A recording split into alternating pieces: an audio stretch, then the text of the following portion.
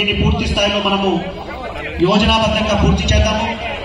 అసెంబ్లీలో ఒక వెహికల్ ఎన్ని శక్తి కేంద్రాల్లో ఈ స్ట్రీట్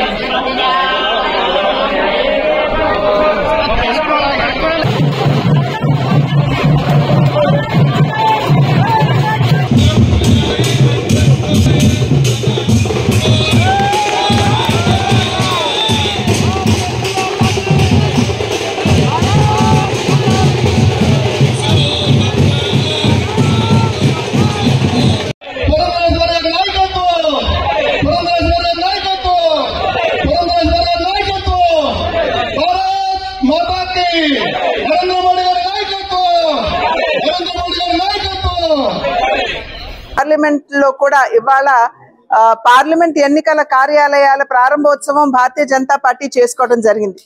ఒక రకంగా చెప్పాలంటే ఇది ఎన్నికల శంఖారావాన్ని పూరించినట్లే. ఎందుకంటే మా ప్రయత్నాలు అన్ని కూడా ఇప్పుడు ఈ రోజుతోటి ప్రారంభం, అంటే ఇంతకు ముందు నుండి కూడా జరుగుతున్నా ఇవాళ ఒక ప్రాధాన్యతతోటి ఇవాళ ఈ కార్యక్రమాలన్నింటినీ కూడా ఇక్కడ నుండి ముందుకు తీసుకువెళ్లేటువంటి అవకాశం ఉంటుంది. భారతీయ జనతా పార్టీ కార్యకర్తల్లో ఉన్నటువంటి ఉత్సాహాన్ని చూసినట్లయితే ఖచ్చితంగా మెరుగైనటువంటి ఫలితాలు ఈసారి 2024 సార్వత్రిక ఎన్నికల్లో భారతీయ జనతా పార్టీ కైవసం చేసుకోబోతుంది అనేటువంటి భావన మా అందరిలో కూడా కలిగినటువంటి నేపథ్యం. ఇవాళ దేశానికి 10 సంవత్సరాల కాలంలో నరేంద్ర మోడీ గారు సుపరిపాలన ఏ విధంగా దేశానికి అందించారో అనుభవించినటువంటి భారతీయులందరూ కూడా వారు అర్థం చేసుకునేటువంటి విషయం. 2014లో 282 సీట్లు గెలుచుకున్నట్లయితే 2019 సంవత్సరానికి వచ్చేటప్పటికి 303 సీట్లు గెలుచుకుంటే ఇవాళ 2024లో జరగబోయేటువంటి సార్వత్రిక ఎన్నికల్లో 350 సీట్లు గెలుచుకుంటుందని చెప్పి ప్రతి ఒక్కరూ కూడా విశ్వసిస్తున్నటువంటి విషయం. ఎందుకంటే ఇది భారతీయ జనతా పార్టీని ప్రజలందరూ కూడా ఆశీర్వదించడానికి ఇందాక అన్నట్లుగా ఒక సుస్థిరమైనటువంటి పాలనని, సమర్థవంతమైనటువంటి పాలనని, అవినీతి రహిత పాలనని, అన్ని వర్గాలకి కూడా న్యాయం చేసేటువంటి పాలనని ఇవాళ భారతీయులు చూసినటువంటి సందర్భంలో కనుక 175 అసెంబ్లీ నియోజకవర్గాలు ఏవైతే ఉన్నాయో వాటన్నింటిలో కూడా ఇవాళ ఎన్నికల కోసం మా యొక్క ప్రిపరేషన్ ఏదైతే ఉందో అది ఇవాల్టితోటి ప్రారంభమైందని చెప్పి మీ అందరికీ కూడా నేను తెలియజేసుకుంటున్నటువంటి విషయం. పొత్తులు అంటారా, పొత్తులు అనేది కేంద్ర నాయకత్వం, మా కేంద్ర నాయకత్వం నిర్ణయిస్తుంది. కానీ ఇప్పుడు ఖచ్చితంగా మేము జనసేనతో పొత్తులో ఉన్నాం. జనసేన కూడా మాతో ఎక్కడా తెగతెంపులు చేసుకున్నామని చెప్పి ఎక్కడా చెప్పలేదు కనుక మాతో పొత్తులో ఉన్నారు. ఈ రెండు పార్టీలు పొత్తులో ఉంటే ఇంకా దానికి మించినటువంటి పొత్తులు అంటారా, మా కేంద్ర నాయకత్వం దాని మీద నిర్ణయం చేస్తారు. అయితే ఖచ్చితంగా భారతీయ జనతా పార్టీ యొక్క పొత్తు 5 కోట్ల ఆంధ్ర ప్రజలతోటి ఉన్నది అని చెప్పి మీ ద్వారా ప్రజలందరికీ కూడా మేము తెలియజేస్తున్నాం. మరి అప్పుడు మన్మోహన్ సింగ్ గారు ఉన్నప్పుడు బిల్లు ఎందుకు పెట్టలేదండి? ఆ తర్వాత కదా అనౌన్స్ చేసింది రాజ్యసభలో ప్రత్యేక హోదాకి సంబంధించి.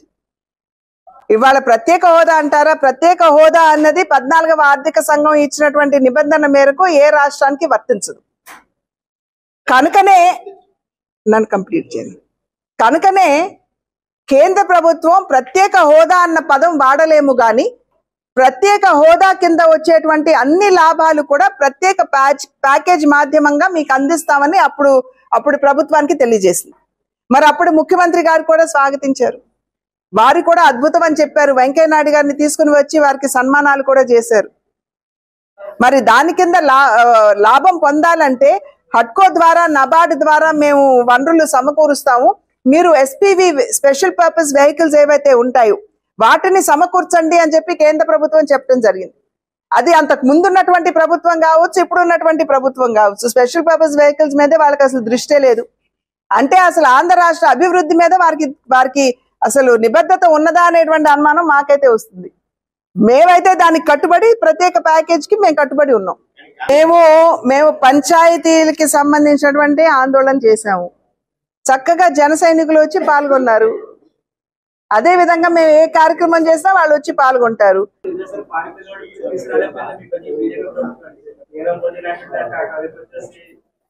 ఎప్పుడు పారిపోయారండి? మేము అధికారంలోకి వచ్చిన తర్వాత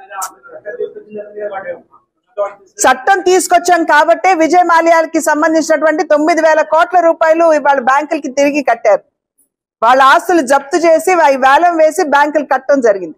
మరి అది